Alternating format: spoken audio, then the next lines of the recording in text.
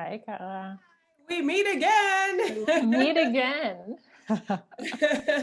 So you're working from home while you're doing this stuff for the SBA? Yeah. Oh, okay, cool. So it's All right. that is a positive thing. That is a very positive thing. Yeah. I'm getting some more people in. Hello, hello, hello. Hi. So I was ready to go play tennis, and then Florida had the bipolar move that it always has and just started pouring. So that canceled out my tennis this morning. So that's why I'm still in my gear. How are you guys? Great. Awesome. Welcome, Teresa. Hi. Hi. How are you? Good, thank you. Good to have you. Christina, you're muted. Hi. Hey girl, hey. Okay, perfect. So welcome, ladies.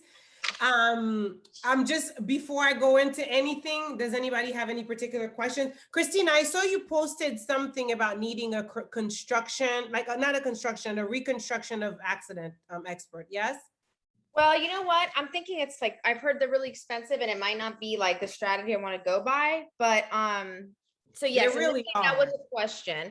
And I don't think it's worth what, obviously I can't get into details of the case, but like I just don't think it's worth it strategically. But because there's a lot I've been learning about just getting, the investigatory phase and stuff. Like, for example, I never knew that for example 911 calls are discarded in 30 days. I had no idea. Thankfully I wasn't involved in the case in 30 days, so it was right. like, oof, wasn't my fault.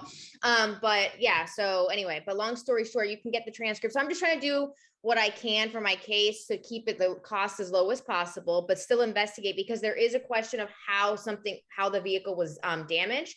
And opposing. But what's going on with, wait, sorry, let me ask you, what's going on with her insurance? Who did they do a determination of liability? What from the point of impact, what happened there? How was that handled?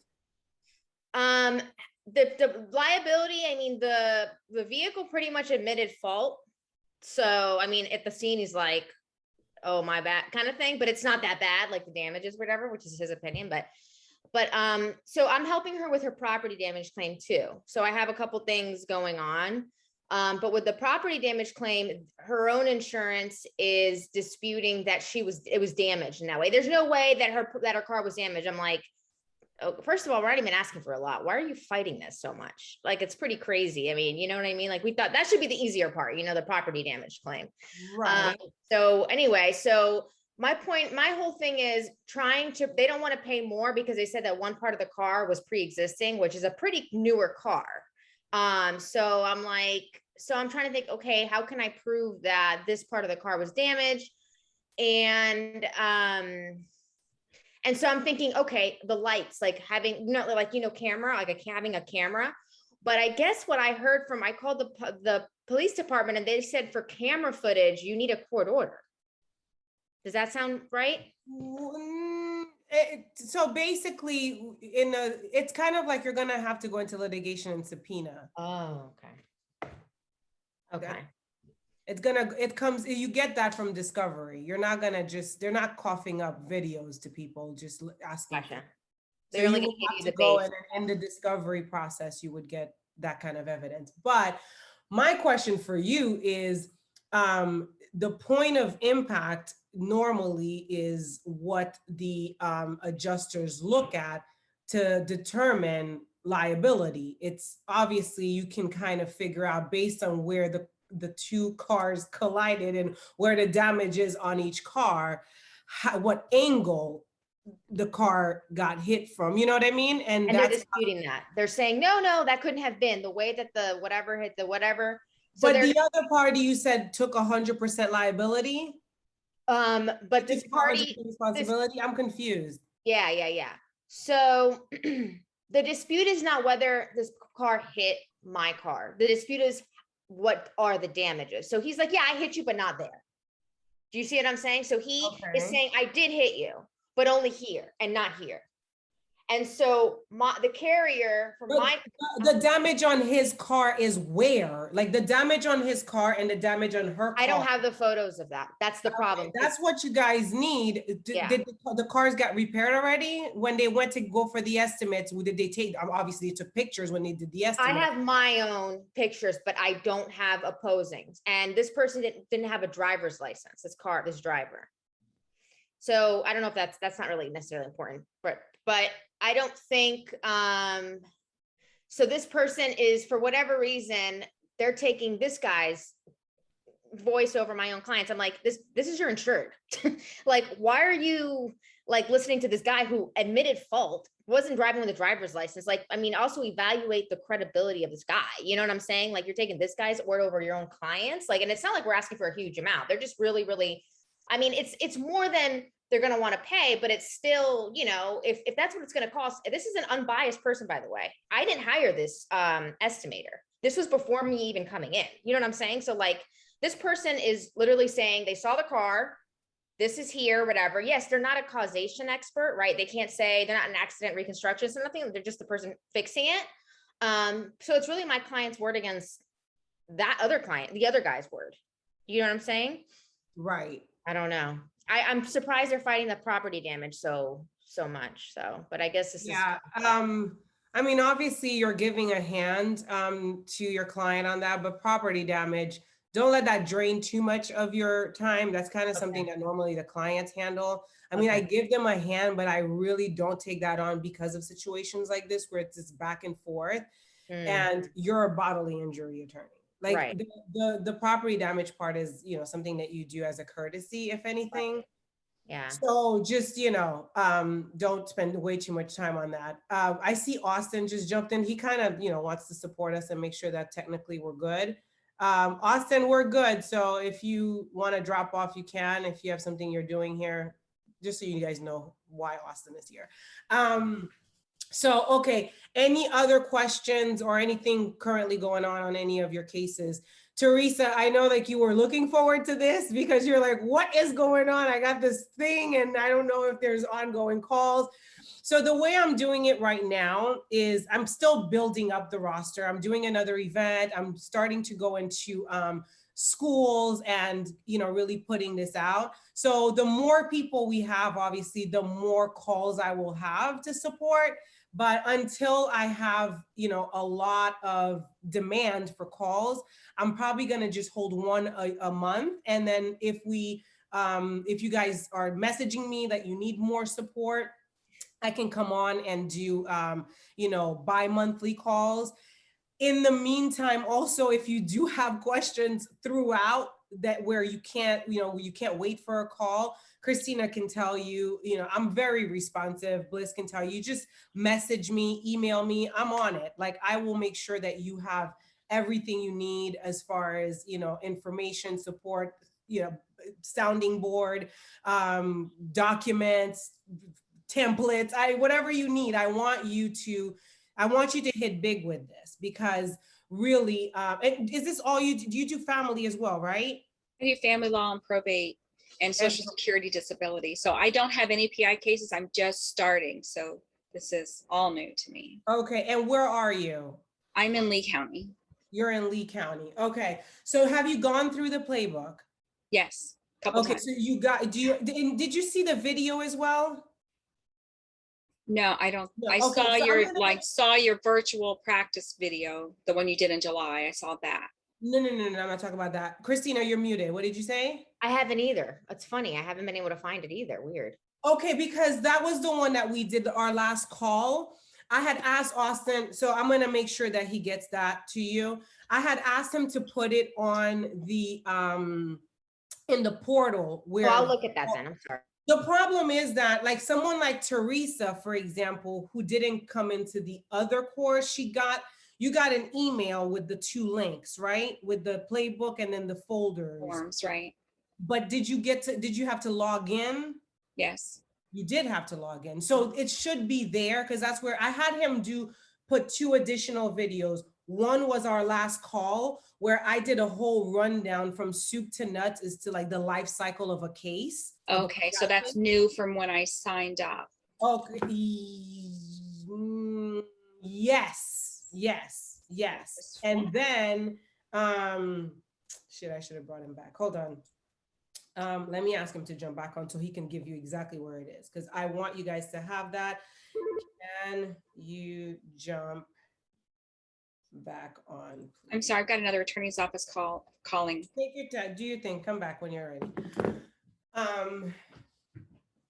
So that should be there. And another thing that I had him record was my workflow on Practice Panther to show you like how, you know, whatever action you put in, let's say, okay, here, 1 second. Let me just get him. Hey, you can show your face. That's okay. I'm still in the injury phase. Okay, so where exactly can they find the video from the call we had last month with the whole rundown of the cases? You remember the whole rundown of the life cycle of a PI case?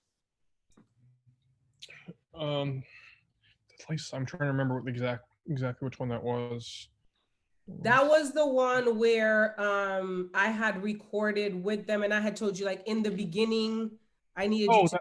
Yeah, that one. Yeah, that's on. Let me make sure they can see it on the platform here. Because they can log in and retrieve it, and also they need the and that one I'm not sure if you already uploaded the recording of the workflows. Okay. Because I know you had that, and those videos need to be on the platform so that when they log in, okay, they can have the playbook, they can have the files, they can have that video, and they can have the video of the workflows. I'll double check now and make sure those are both up there. Okay, so by the end of the day, they should have it all in there. Absolutely, yeah. Yep. Okay, perfect. Thank you. Okay, so you're free. Where is the login? Because I'm on laptoplifestylelawyer.com. Isn't there a login, or am I in the wrong website? No, you're not in the right one. You just get them ClickFunnels. Wait, come back. I'm still here. Okay, where? I'm not gonna let you go off now because I have to make sure all these answers are, all these questions are answered. Where do they log in? It's membership something, right? I'll put the link in the chat right now. I'm gonna grab it right now for you. Because what happened was when I did the event, we did a different funnel for those who bought the course, the main course, the Leap Into Your Lifestyle. And then it was like an upsell for the half off, remember, on the playbook, because whoever bought the two. And so the playbook was delivered differently. It was delivered as a PDF and another link with forms. So they didn't have to create an account. Did you have to create an account, Christina? Yeah. You did. So I don't know, because you only bought the playbook, right? Yes. But that's why I haven't been. Remember when I was asking some questions, like, oh, it's in there. I'm like, for some reason, I just can't access it. But maybe it's just because I don't know. Could just be that I'm confused. So maybe if I click this link, I'll find it. I missed half the conversation, but it's not in there. I just looked. Okay, so Austin is on, and he's gonna make sure that all of those videos are in there. So by midday, or everything should, what are we now? By end of the day, you should have access. So you'll have a video in there, Teresa, that will give you an entire rundown that we had on our last call of what you take a case from sign up all the way to getting reviews collected from your client, like the entire process. And then once you've gotten that, and you can really track what I'm saying in there with your playbook, and you can also cross and look at all of the forms that I'm talking about, all the form letters that you have to send out, like the request for records, the letter of representation, how to create your demand, etc. So everything is in there. So you're really fully equipped to start taking PI cases, because you really learn this stuff really by practicing it. That's why this is a practice, right? You got really good at family law and probate because you practice it. Right. I'm sure the first case you got, you were like, I'd be embarrassed to talk about that right now. right? What am I doing? Am I missing? Am I supposed to have, oh, I need to put a notice of related cases. Oh, I didn't know that. Oh, I need to do, you know, and you know now, you know, that you have to have a UCCJEA form when you have the kids involved. But if you didn't know that, you know, if you didn't have that case, you wouldn't have known.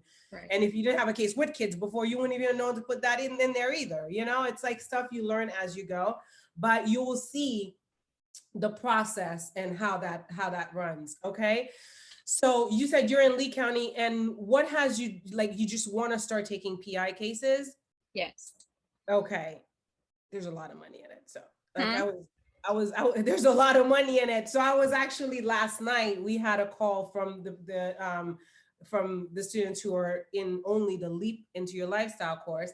And I was telling them I'm actually going to post one of my students, Jennifer, that I started working with. She was with Wicker Smith. And about 2 years ago, she walked away and I started working with her, and she was only doing construction because she was doing construction defense with them. Mhm. And so she was like, I'm going to do construction defense. And I was like, oh no, honey, you're going to start doing PI. And she kind of like gave me some pushback, right? She was just like, oh, PI, she doesn't know what she's doing. I was like, all right, I'm going to give it to you. So like literally she's been doing great, but I was showing them, and I'm going to pull it up, last week. She posted on her Instagram. How do we find albums? Okay, albums, screenshot, because I screenshot and I'm going to post it in there. This was Jennifer's post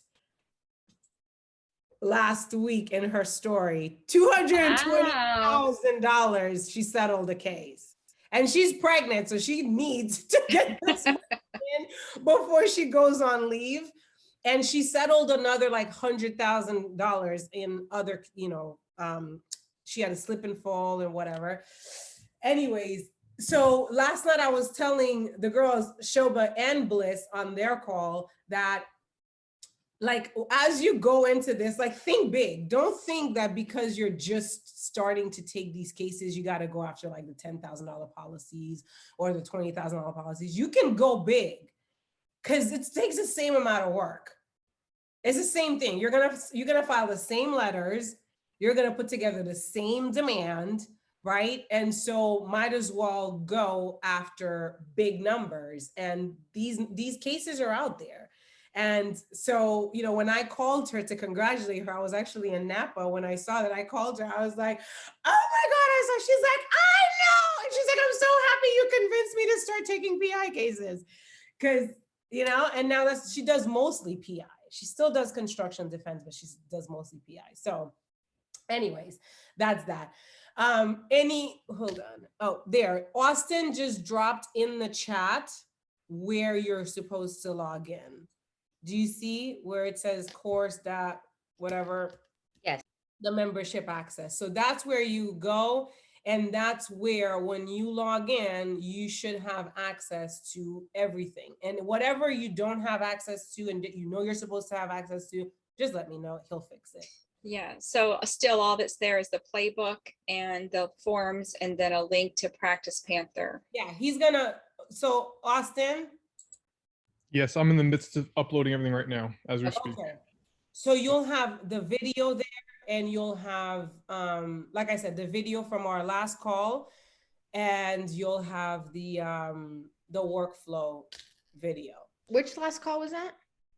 That was the call we had, you, me, it was, who else was on there? Shoba, you and I believe, and someone else. I can't remember who else was on that call, where we went through everything from drafting, from filing the claim, once you get the retainer, filing the claim, getting the letter of representation out to the insurance companies, getting the policy, you know, information. Because obviously if there's no BI and no there's nothing else we're doing on there. Yeah, the lunch call we had, like similar to this one. I'm sorry? The lunch call we had, the first one we had. Correct. Yes, Exactly. yes, I remember. Because that call, you know, I covered every step. And I think it's very helpful for someone like Teresa, who's never taken a PI case, you know, and Bliss as well, to really go through each and every step. Because although I go through it in the playbook, if I have a call to back that up for you, why not? And it's there and it was recorded. So that's that. Okay, any other questions? You're muted, Teresa. I see You that. guys don't really need to mute your calls because I mean it's just there's not so many of us, and if you have background noise at one point, you can do that. But I was saying I made a list of questions from the playbook, so I don't know. shoot, you I'm wanna here. start, That's what I'm here for. Shoot. Okay, so my first question is, are there any red flags when you look at a case that you just know there's no way this is going to settle, just refer it out for litigation? Or, I'm not going to do litigation. I'm strictly going to do pre-suit. So, Well, though it's gonna be if you're getting a low ball offer. Like if you're getting a super low ball offer, you won't know that until you're past the demand process. Okay, so so basically, and I'm not gonna go through what I know that is in the video, but you're gonna go from sending your letter of representation, finding out if there's even a policy, worth going after, because if there's no bodily injury coverage or no coverage, obviously you're going to have to drop this person because there's no money, right? And so once you do that, client treats, you're going to collect all the records. You can't go around doing any of that, right? One thing you can look at as far as, issues you may have is they're pre-existing. If they have pre-existing accidents and things like that, you may know that you're going to get pushed back on that. So you're prepared, right? But that's about it when it comes to that. You're going to eventually get all the records, put together a demand, send it out to the insurance company. I always demand the policy limits. I don't even care if, I'll ask for $1 million even if I know there's like a $10,000 damage. I don't care. It's what you have. That's what I'm asking for. So you ask for the policy limits and then let them make you an offer. Now, you're going to, in the beginning, you're really not going to know what a herniation is worth versus a tear versus a bulge or whatever. It's going to be a little difficult. That's why these calls are going to be very helpful for you, because you can bring your cases here and say, you know what, Kara, these are the damages. This is what's on the MRI report. What am I going to do? Is this offer good? Teresa, one of the main things that you really need to know, and that I talked about in the video as well, is your main job in this is to medically manage the file, okay? Medically manage the file means that at every step of the way, you have to have your finger on the pulse of this case to see if this person, let's say you get an MRI report, you can't have your MRI report sitting and you haven't looked at it. Because if this person has a tear or has, a severe disc herniation and whatnot, it's your job to make sure that they get the, either if they're going to get a surgery, if they have to see an ortho, that they have to get injections. Pain management makes a huge difference in your case. If the person has to get, cortisone shots versus a rhizotomy or what, there's different things that, will be recommended by your ortho that you want to make sure, you don't let that fall through the crack and that you push that forward. And I say, when it comes to when you're dealing with your client from the beginning of the case, always drop that seed in your client's ear that there's a possibility that you'll have injections. There's a possibility that you'll have surgery, because it's very difficult to get them to do it or to, have them take that step when they did not expect it to happen and you never spoke about it. And now you realize that the value of the case is going to skyrocket if they go in for these procedures, but now they're backing up because, no one likes to have surgery. No one likes to have injections. No one. So that's kind of something you have to do in your medical management of the file. And obviously, the larger the policy, the more treatment you want. If the person needs it, obviously, you're not going to give injection to somebody who has a bulge or who has nothing. Actually, you can give injection to somebody. I've had people with bulges have injections, but they're not going to have surgery. But, if from when you get the policy limits that you have a $100,000 policy or you have a $250,000 policy, that this person is someone that you're going to try to look for everything wrong and every treatment possible so that you can maximize how much of the policy you end up getting. Does that make sense? Go ahead, Christina. To what extent do you speak to their providers? So let's just say hypothetically you get a case, which happens a lot, and you're kind of farther in, maybe a few months after the date of accident, and you say, oh, my primary saw me, whatever, hypothetically, and he sent me to a PT or whatever. So at that point, you're getting into the case a little bit later. Do you call their primary kind of already when you're already? Yeah, listen, the doctors and I are on the same team. Yeah. So that's why, like I say to you, I cultivate a lot of close relationships with particular doctors. And that's how my referral back and forth with them happens as well. Is because, you know, we send clients to each other and we talk about the case. So, you know, I've had doctors that I call and I'm like, listen, this is a $50,000 policy, or this is a $100,000 policy, you know, what, based on what you've seen, what can we do for this person to get them right, but also maximize, you know, the recovery. And, you know, I've spoken to, for example, orthos that I see that there's bulges and there's some disc herniations, but I don't see a recommendation for injection. So I'll call and say, you know, is there a reason why they weren't recommended, or, you know, and whatnot? And they'll tell me why they're making the decision that they're making.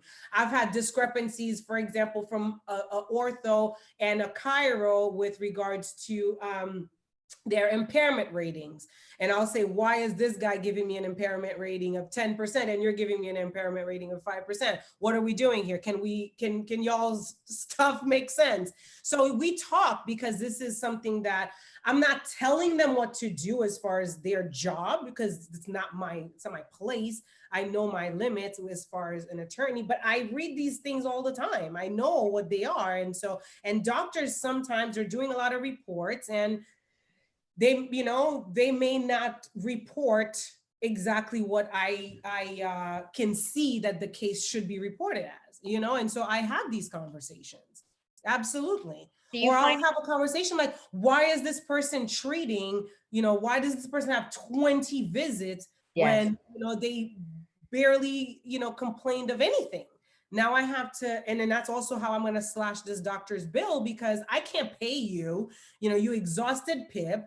Now you have an additional bill, you know, I can't really pay you on that because this person didn't need all of that, all of this, you know, treatment.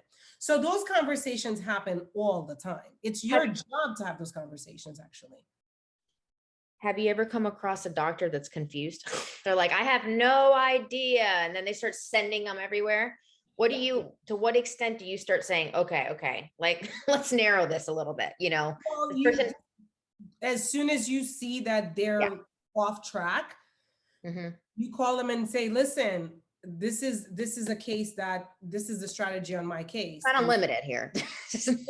Money here. Absolutely. You let them know. And again, look, if a client comes to me and they already have their doctor and they're comfortable with their doctor and whatever, I'm not going to necessarily steer them away, but I always let the client know, listen, I have a certain number of doctors that I have relationships with, and I have relationships with them because they report well, their facilities are amazing, and they wipe out, you know, their bills so that my client gets the most money. So I'm just letting you know that you can choose to go to your doctor, but those are some things that I'm going to need your doctor to be able to do in order for him not to screw over your case. Like I had a case recently where I sent this guy to a PT, a chiro, I'm sorry. And he went for one visit, and then he went to someone else that a friend recommended. That someone else was like this newbie chiropractor in the market, didn't know what he was doing. He did not send him for an EMC within 30 days. And it's like, it was a hot mess. PIP was not paying. And now he's sending me the bill. I'm like, no, boo-boo, you're send the bill to PIP. And you should have sent the bill. You should have done the EMC so that PIP would pay you. You know, they have to treat within 14 days, and there has to be an EMC done on the case. And it's like, that's something you're supposed to know. And if you don't understand the game, don't play it, you know? And I had to have that conversation with that doctor, with that chiro. And so we kind of started on a not so good foot because he didn't know what he was doing and he was hurting my case. And I called the client and I told the client, listen, this is why I asked you to go, you know, to a doctor that I know already knows how to do this, because not every doctor knows how to do this process. Because ultimately it's going to hurt the client. I'm still getting my attorney's fees off the top. Right? But you're now here having all these outstanding bills that I'm going to have to pay that I wouldn't have had to pay if this doctor had done his job properly. You know, if he hadn't exhausted PIP and that the MRI got paid with PIP and that the ortho got paid with PIP. You know what I mean? Yes. How did you get it paid if there was no EMC determination, or did you just have to take it off BI? No, I ended up having to I got involved with State Farm and, you know, got them to take a very late EMC.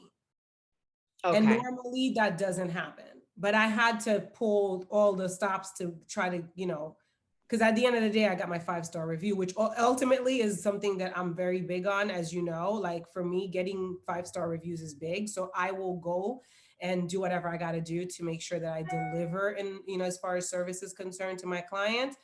But yeah, I had to get involved and I got the EMC and then they ended up paying.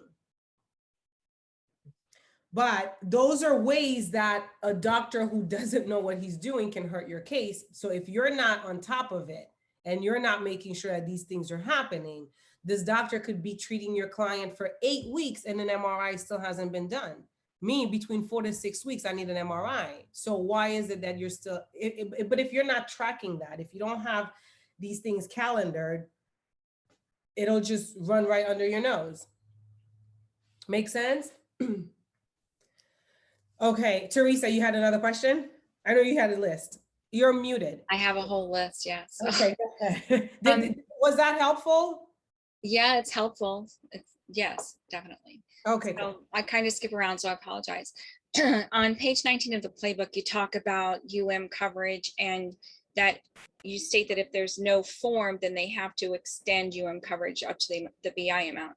In those cases, is the insurance company difficult in extending that coverage, or do they you end up in litigation over it? Well, no, I don't end up in litigation necessarily. Like right now, I have one case that they cannot find the form.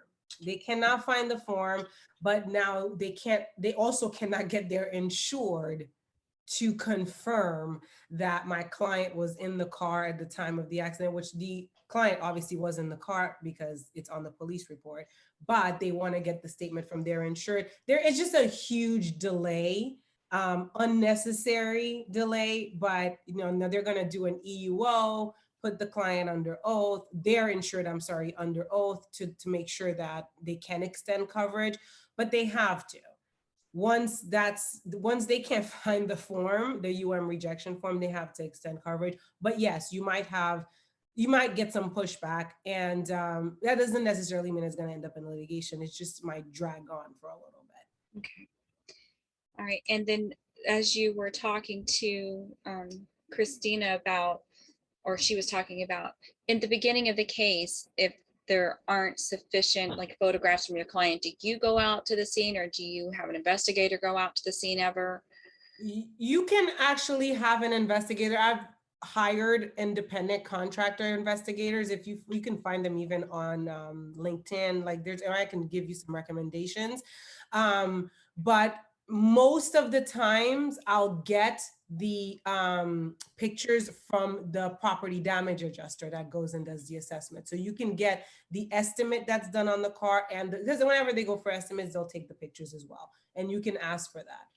All right, just you don't have to necessarily go yourself if you don't want to. Okay. So what expenses are there usually out of pocket in a pre-suit case? What does a case usually cost? It'll cost me, if I go, well, there's no longer buy crash. We used to pay $16 for buy crash to get the police report, which I try not to get the police report from that. I just wait for the adjusters. They're going to order it anyway. So I wait for them to order it and they can send it back to me. There's no real cost pre-suit. for me, my case manager's, salary, there's no real cost. Because you're just really doing more document collecting in the beginning. You're getting the police report, you're getting the estimate, you're getting the you're finding the records, the bills, these kinds of things.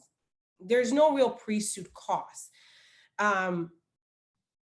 Listen, for me, I don't do litigation either for the most part. I mean, I do have some cases in litigation. I can't say I don't do at all, but that $400 is always worth it when it comes to pushing some insurance companies to give you the limits when the limit is not big. Like, I will not settle any $10,000 policy for less than $10,000 policy. I'm What $400 are you talking about? filing fee. Oh, okay. Gotcha. So if you're in a case, especially Progressive, because Progressive is notorious for that, where Progressive is like, their top offer is going to be $6,000. It's like, okay, I'll spend the $400. You're going to get me another adjuster who's going to give me the 10. So as far as pre-suit costs, you just always be prepared to drop that $400 filing fee. For insurance companies that, they're playing hardball for just because they haven't probably worked with you in the past. Like, they know me now, so they know I'm going to file, and I'll tell them I'm going to file, and they know I'm not threatening. I am going to file, and so it's like, all right, just give it to her because whatever. But, you kind of have to build that reputation almost filing, and then it gets to another adjuster immediately because the pre-suit adjuster and the litigation adjuster is going to be different, and litigation adjuster is going to always have more authority. What about, were you just talking, I'm sorry, about the BI or the UM? No, I'm talking about BI. Oh. So what I'm saying to Teresa is that if, for example, they give you a $6,000 offer on a BI claim and the policy limit is 10. Yeah, I'm not taking. I understood. You don't have to repeat. I got it. Yeah, I was just wanting to make sure I understood. Yeah. You see what I'm saying? Have you ever come across with a BI, now that we're talking about BI, where you say, listen, I need your policy, because you don't even know the limits at that point. You're like, I need your policy, or tell me the limits, and they don't respond within the 30 days. Have you ever come across that? Yeah, of course. Yeah. And what do you do when they don't respond within the 30 days with the? I get to their manager. I start escalating and finding, their manager. And then eventually, if they don't, then I say, I'm gonna claim bad faith. And you also, and we talked about the CRM also on the UM side of things, that. Yes. Okay, yeah. So, but yeah, it's a time limit demand. They can't blow it. And so they put themselves on the hook for bad faith suits when they blow their time limit demand. And you have to always make it that it's a time limit demand. That's why in the bottom, you'll see at the bottom of the demands that I send you guys, the draft, I say you have to respond by, sending a check to the trust account. Pull up your demand letter. You'll see at the bottom of the demand letter, it's there. The last paragraph, I say, settlement is whatever the language is, by you cutting a check to our trust account for the benefit of the client, no later than the date and time, 5 p.m. Eastern Standard, Friday, whatever month we are, September blank. Oh, no, I don't mean the demand for like, I need $10,000 by X date. I'm talking about before that to know the policy limits. You know how there's like a statutory requirement? But you get the policy limits over the phone once they have your letter of representation. I don't wait 30 days. No, no. The person I've been trying to call them, they don't call me back. No, you can speak to any adjuster who are on the BI. You can just press 0 and ask for another adjuster. You can. What insurance company are you dealing with? United Auto. Oh shit. No. I've called them. I've left. I straight up said, "Do you have a 30-day statutory requirement?" It's like expiring pretty much. And they know about it. I mean, that is a very hard, fast rule. I mean, like every adjuster knows that deadline, because how are you going to that deadline they cannot blow? It is a statutory violation. And so I haven't heard from them. I've called.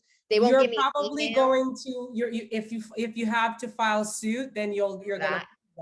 Yeah. Just for that, right? Just for not giving me the policy limit. I have no idea. How am I going to do a demand? What if I do a demand that isn't even, I have no idea. But you haven't been able to get anybody, not even a manager on the phone to just I've get. only been able to get the receptionist that picks up, and then that they're like, oh, he'll call you back. And I go, listen, there's a demand. I sent it. I already sent, not a demand, excuse me.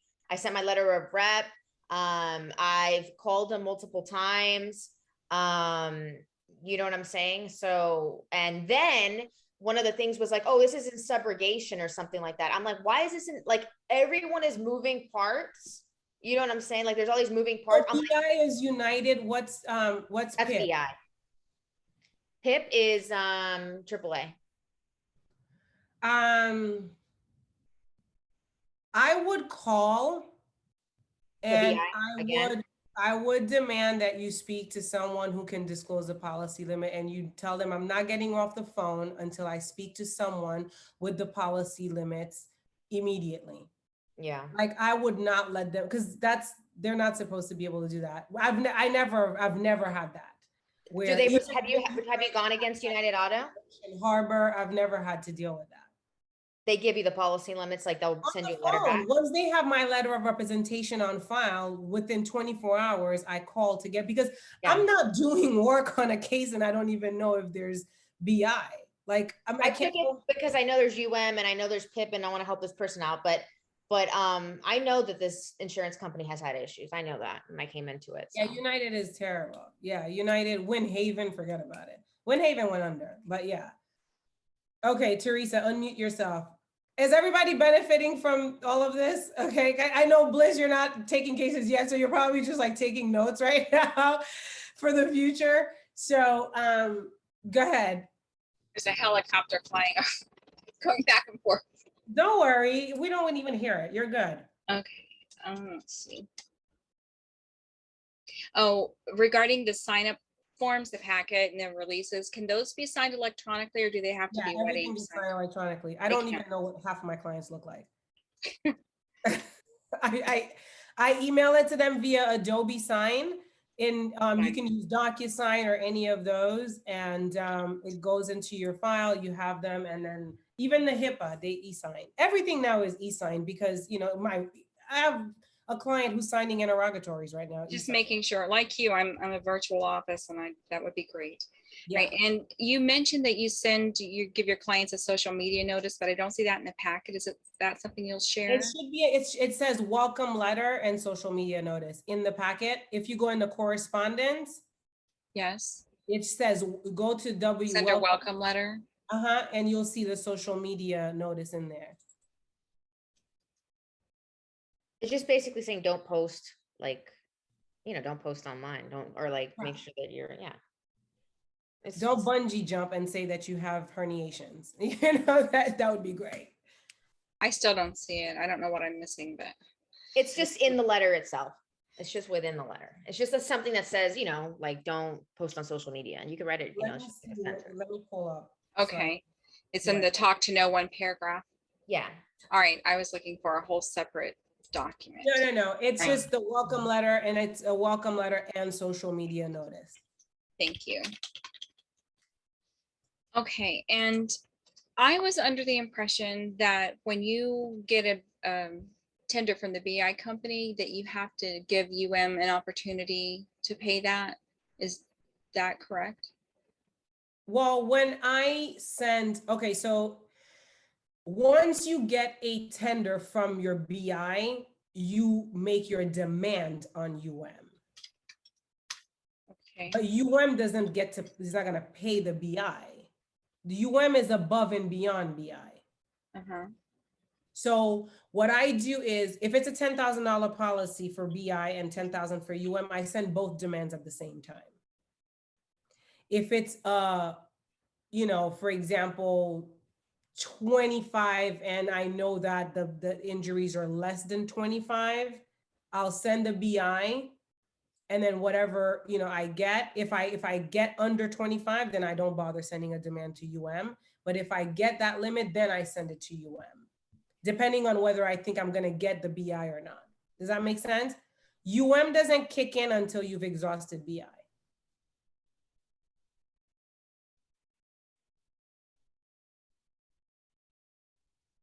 You're muted. I don't know why you keep muting, girl. Because when you make noise and it pops your own picture up when someone else is talking, and I don't like that. So I want to make sure I'm not popping up when you're trying to say something, but because I'm typing. I appreciate the courtesy, but keep popping because we're just, I want to have, all your stuff come through and hear you.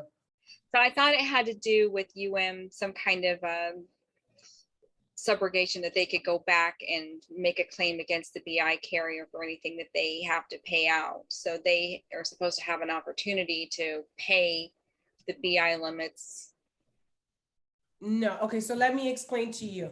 Okay, is uninsured or underinsured motorist coverage. right, I So- understand. And that's So the third. you know that. So basically what happens is if there is BI, then it's kind of like the underinsured motorist part that kicks in, right? After if BI gets exhausted and this person had damages above the BI policy, then you file to compensate them for the difference. Underinsured.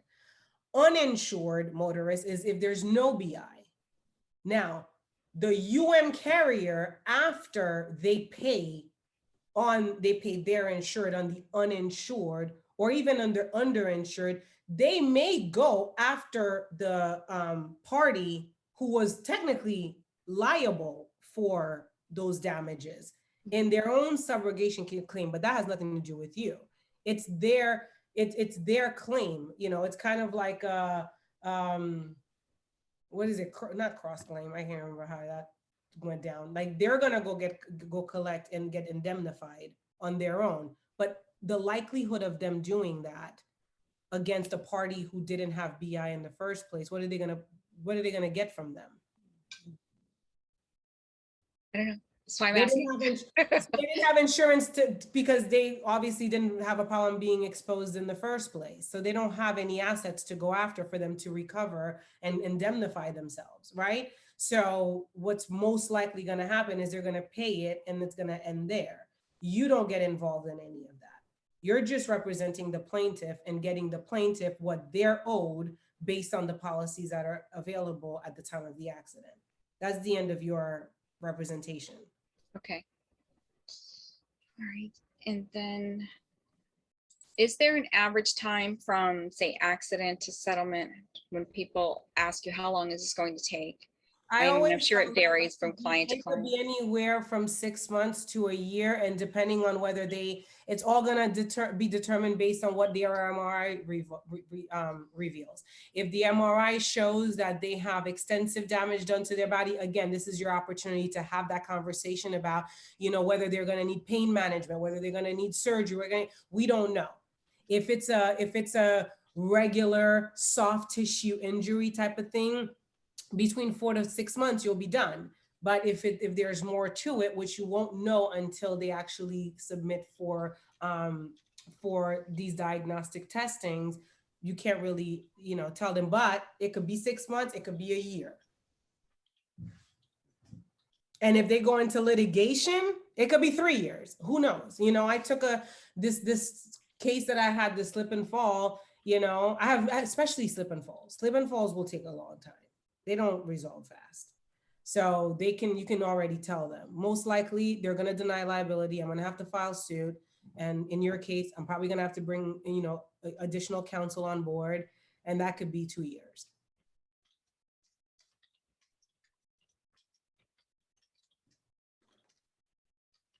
Now you just told me I don't want to do slip and fall work.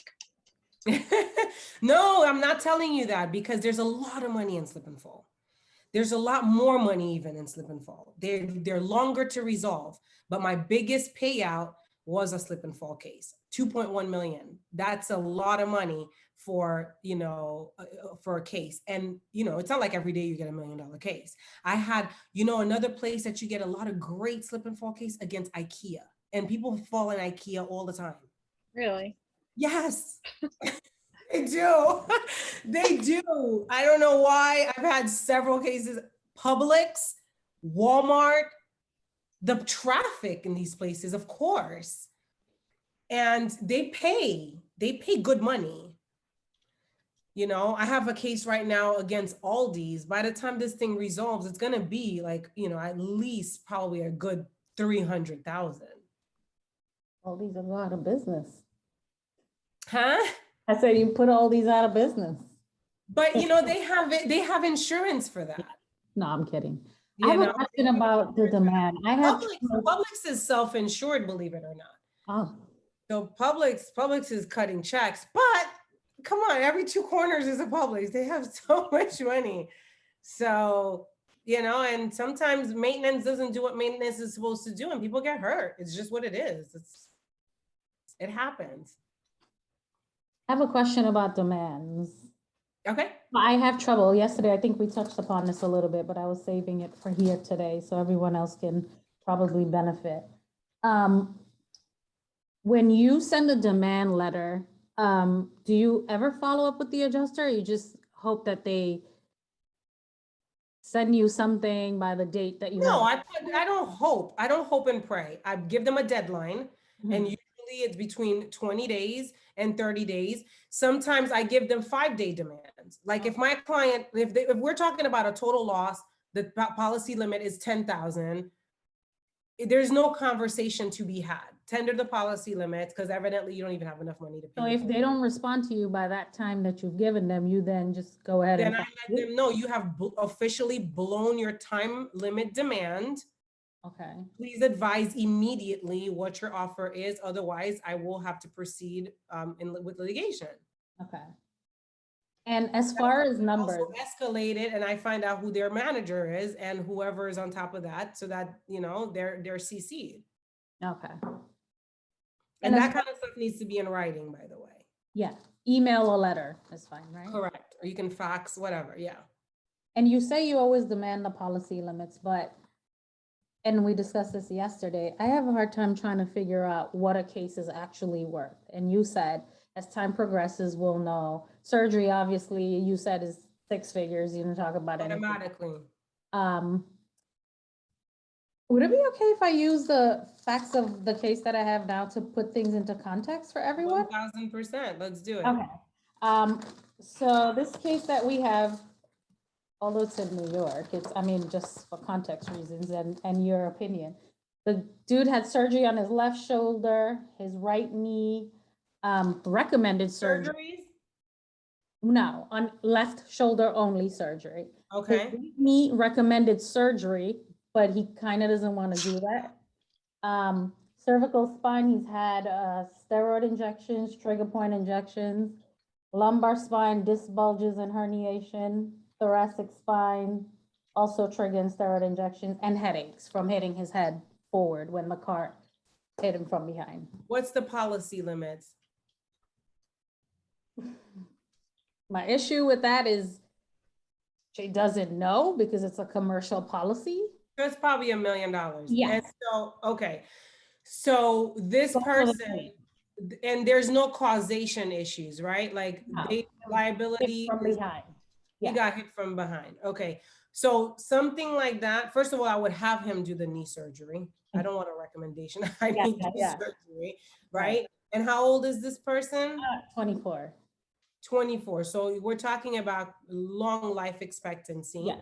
right? And he works in construction and utilizes his arms all the time, his body, period. Right. So the fact that he has I surgery. mean, to me, that's a minimum of $250,000, probably more than that. Yeah, Like if I pre-suit, if I go into a full-blown suit on a case like that, Yeah, you're obviously gonna go up. we can go up. But pre-suit, $250,000 at a minimum. yes. Originally, that's what I was thinking, but with her, I said, you know what, just go for But 500,000. see, that's the thing with these cases. In the beginning, you're also gonna have to go with your gut. Yeah, Obviously, you have me, you have us here, we Yeah. can talk about it. But that's why you see your gut's not gonna be wrong, because you're thinking, you know, shoulder, knee. yeah, And we have to also look at the out of pockets, because Yeah. did PIP cover everything? I know New York PIP is 50 versus here, which is 10. So probably most of his bills got paid. yes. But they the paid already. surgeries, a lot of the times, you know, the surgeries, they don't, you know, they cost a lot of money. Yeah. And so, one second, give me 1 second. Let me call you back. The surgeries are usually very costly, and PIP may not cover everything. So if there's money that he's gonna have to pay, you gotta factor that in. So Yeah. when I look at it, and I think Christina, last time we had a call, I was talking about, or maybe it was just you and I on the phone, where I was saying that before I even counter offer or negotiate, I go into my closing statement, I put all the out of pockets, I put my attorney's fees Factor it in. based on different numbers, so I can see what kind of conversation I want to have with the client. And then I call the client and I find out, okay, how much did you expect to walk away with? And based on what the client tells me, then I go into negotiations. Does that make sense? It's like, Yeah. you have to have all of the, Yes. the different parts, so you know how to properly evaluate. I know what it's worth, but I also am doing something pre-suit. So I know that if I went full throttle lawsuit, I probably could get more, but I'm also, the risk is higher too. Yeah. But I'm trying to get you as much as I possibly can pre-suit. So I know that if my client says, you know what, I want to walk away with 100,000 clean in my pocket, and I know I'm going to be taking 33% off the top, and they have like $50,000 in medical bills that I'm going to have to pay after reductions and waivers. All of that has to come into the evaluation. Does that make sense? Yeah, definitely. And by doing it in the closing statement, it'll factor in and give you an idea of what it is.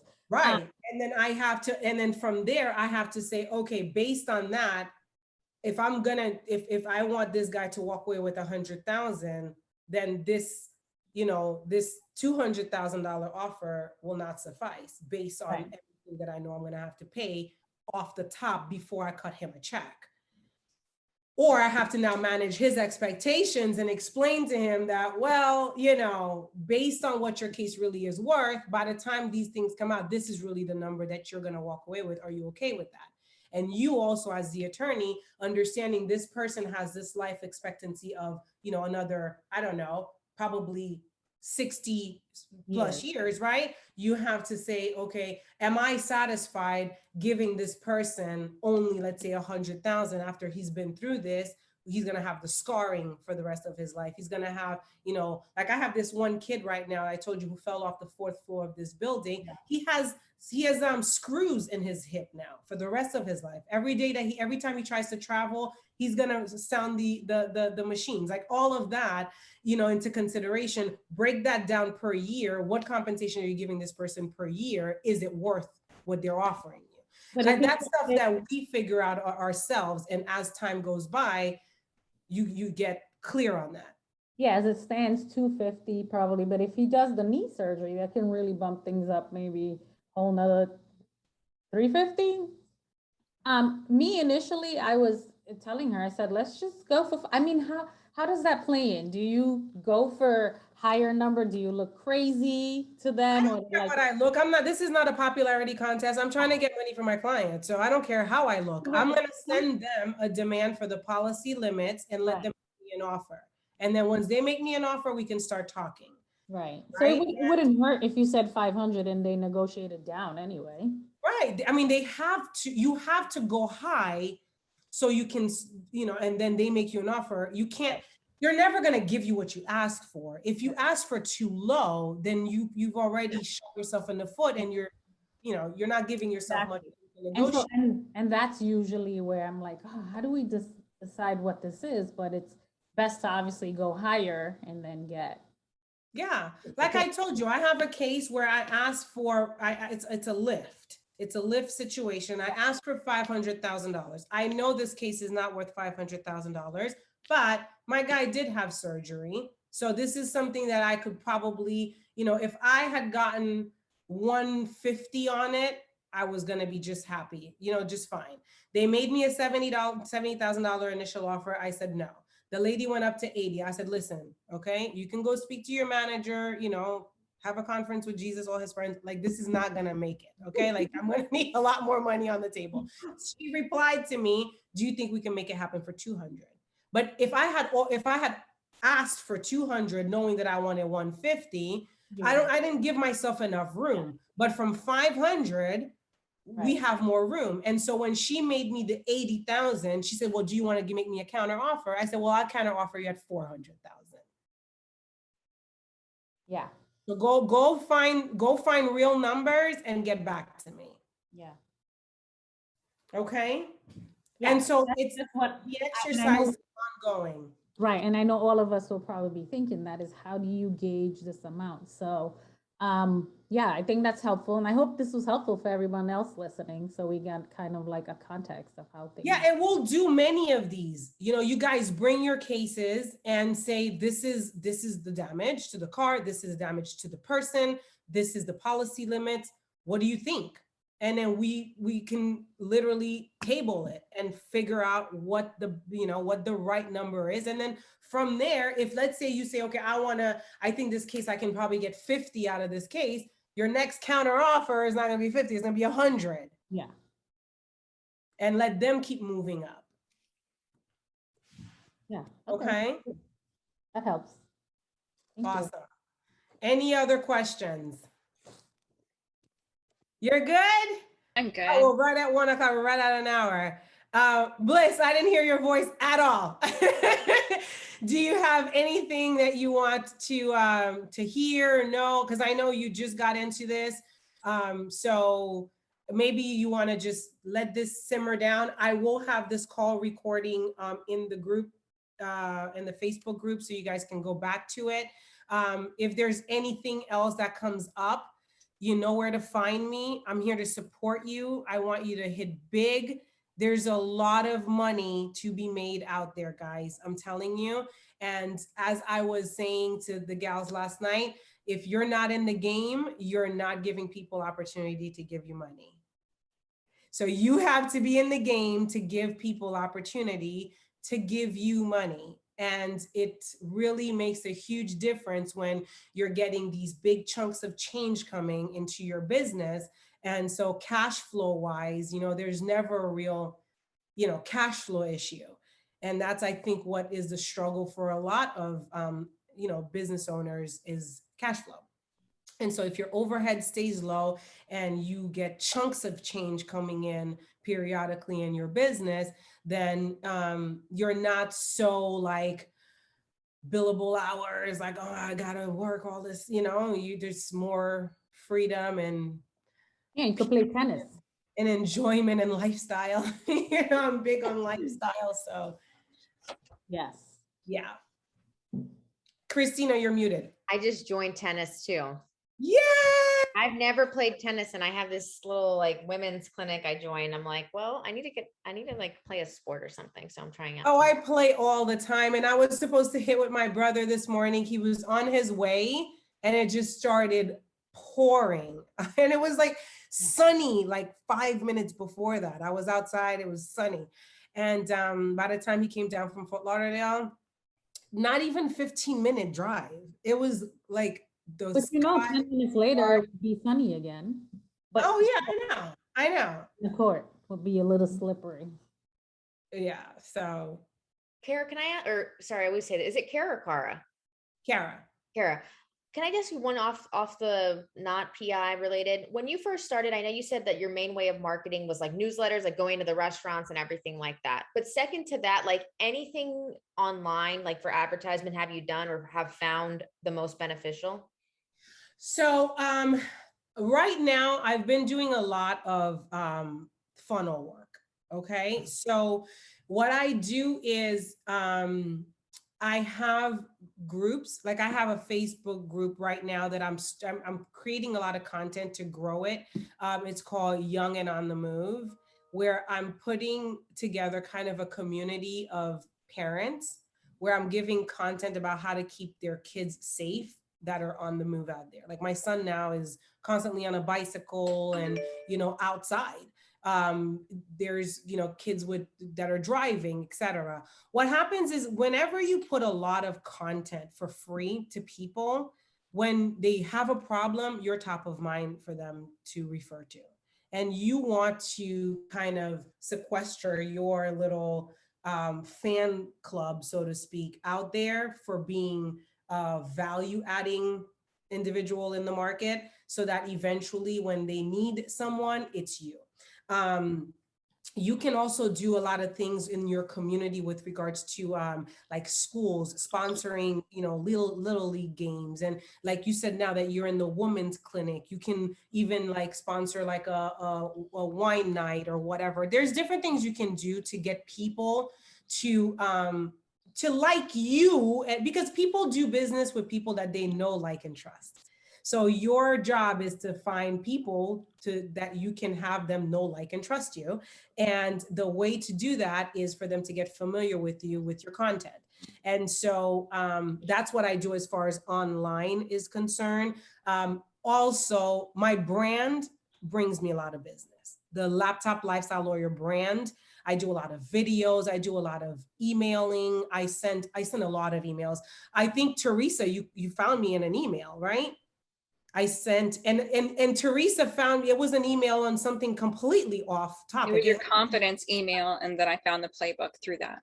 Yeah, I sent an email about, you know, confidence, you know, and so you can find content that you're interested in. You can find anything, you know, tennis is something you're interested in, but what else what's a hobby that you have? What else are you interested in? You're asking me? Yeah.